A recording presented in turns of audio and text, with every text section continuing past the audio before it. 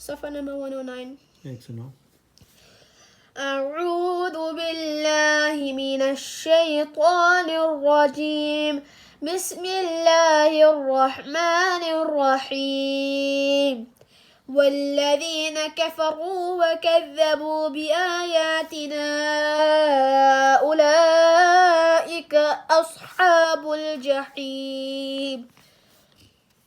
يا أيها الذين آمنوا اذكروا نعمة الله عليكم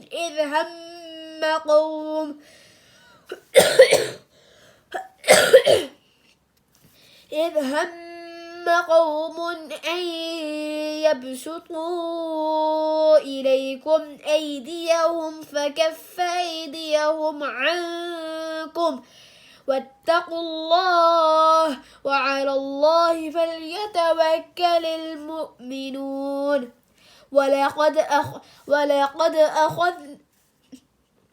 ولقد أخذ الله ميثاق بني إسرائيل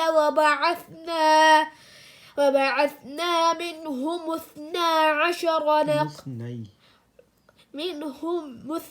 عشر نقيبا وقال الله إني معكم لئن أقمتم الصلاة وآتيتم الزكاة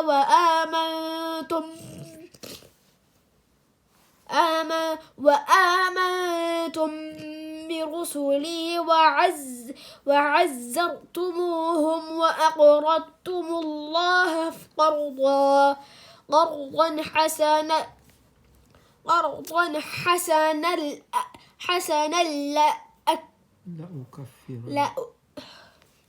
حسنا لأكفرن عنكم سيئاتكم ولأدخلنكم جنات تجري من تحتها الأنهار. فمن كفر بعد ذلك منكم فقد ضل سواء السبيل. فبما نقضهم